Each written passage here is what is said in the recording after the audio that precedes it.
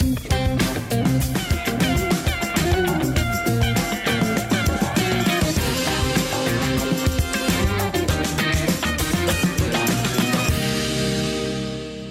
and good evening. I'm Melisa, Idris. And I'm Sharaad, Kuttan. Welcome to Consider This, the show where we want you to consider and then reconsider the news of the day. Of course, there are two big stories of the day. Globally, we've got Iran's missile attack, and then locally, that explosive press conference by the Malaysian Anti-Corruption Commission this morning. So we're going to come back to the MACC tapes shortly, but first, let's discuss the implications of Iran's retaliation for the US killing of General Qasem Soleimani. Now, more than a dozen missiles were launched from Iran and struck two housing forces in Iraq today. Now, it's unclear if there had been any casualties, but Sharaad, this ratcheting up of tensions between the two countries is bound to have implications for the rest of the world. Right. Melisa, you know, of course, Iran is saying that this attack was proportionate. Some are saying that it was designed, in fact, not to create a lot of American casualties, but to respond, as it were, in kind for the attack and the killing of a major figure in Iranian politics and in its military establishment. So there's that. The question is now, the ball is in the American court, because America being a democracy, unlike Iran, there's much more open chatter about the strategies moving forward. Hawks and those, the hawkish members of the American establishment wanting a continuation, perhaps an escalation. And then, of course, on the other side, people, Americans, asking, you know, whether the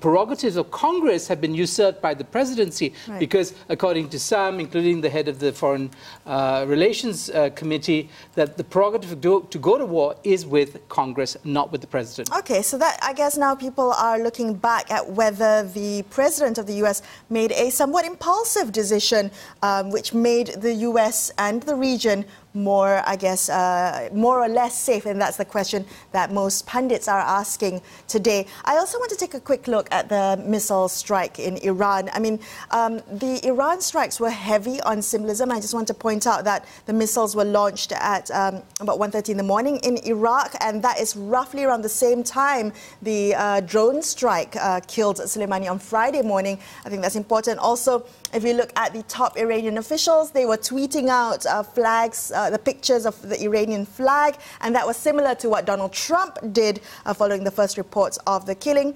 And finally, I think it's important for us to verify whether, in fact, there had been any US casualties of the attacks, because it appears that the attacks were very carefully coordinated to ensure that it was fired at bases that were already on heavy alert, therefore minimizing the loss of human life. All right, that's one development that we're going to be keeping our eye on. It's going to be a developing story.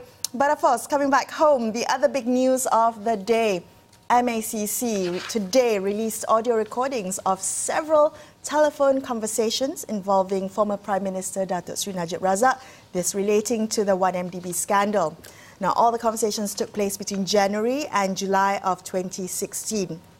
Among them were several calls between Najib and former MACC chief Tan Sri Zulkifli Ahmad. Others included conversations between Najib and high-ranking individuals from the UAE.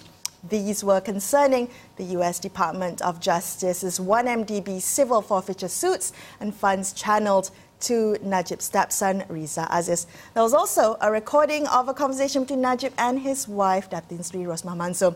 Now, let's play an excerpt of this July 27th of 2016 conversation between Najib and Rosmah. Hi. Hello. Can I advise you? Can I advise you something?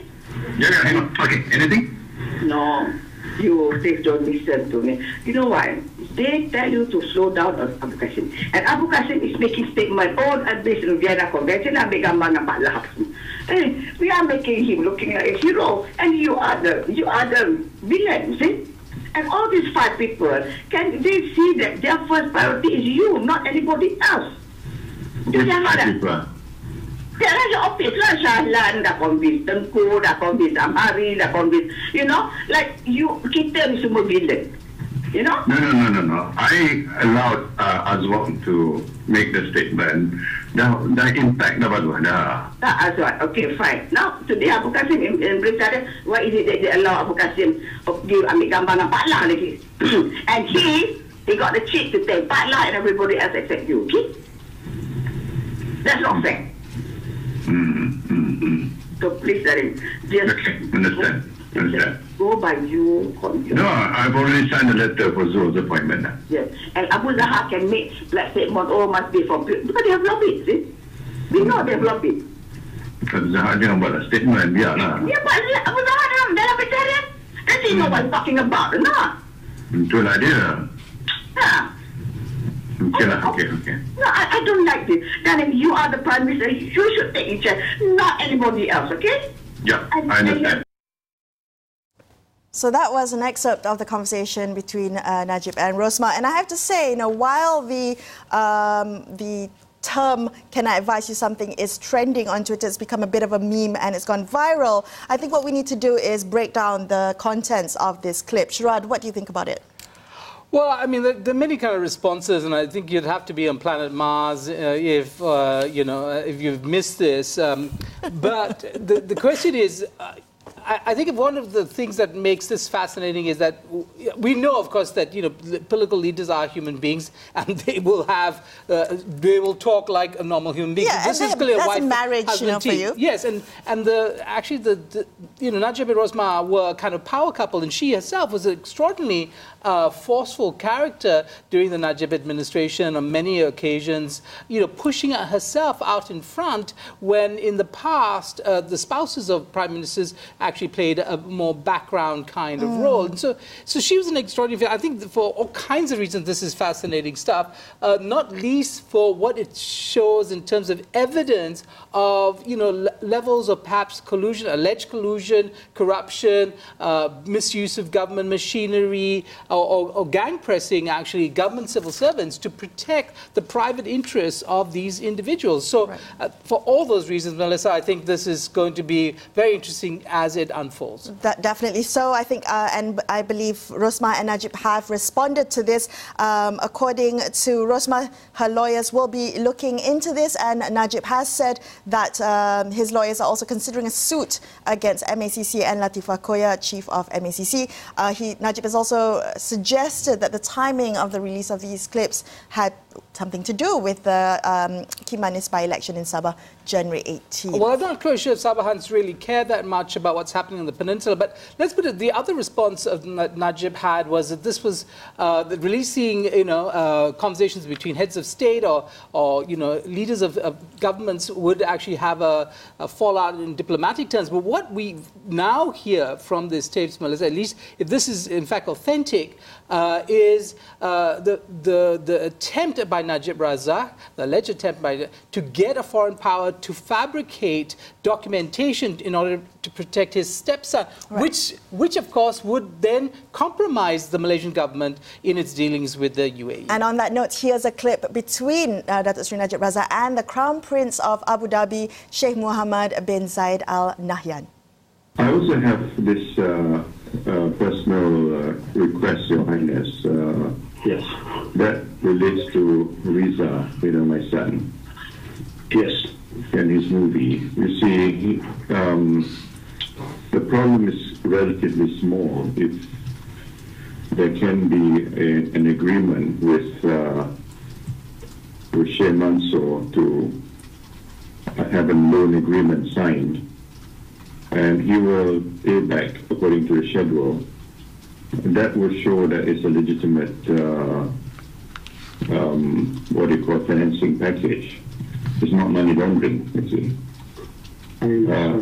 At the moment, he's under a bit of pressure in America, and we're worried about him in case they make him the scapegoat, you see. I would appreciate was the big package looks positive. We can find a solution, I believe. I would appreciate if that agreement can be signed quickly with Sheikh Mansour or whoever is designated by Sheikh Mansour, so that he can begin to pay back. He's paid back some. He continues to pay back. so that it would appear as legitimate loan agreement, which it is, you see. There you go. Now, at that press conference earlier today, MACC Chief Latifah Koya had said that to quote her, there is a new set of events that took place based on these recordings, and based on our expertise, we can see elements of abuse of power. This should not happen. The question is whether we might see more charges for Najib and Rosmah, who are, I think, both currently facing Najib 42 charges and Rosmah 20 charges, respectively. All right, so we're going to come back and take a closer look at the legal implications of the MACC tapes. Don't go anywhere. We'll be right back.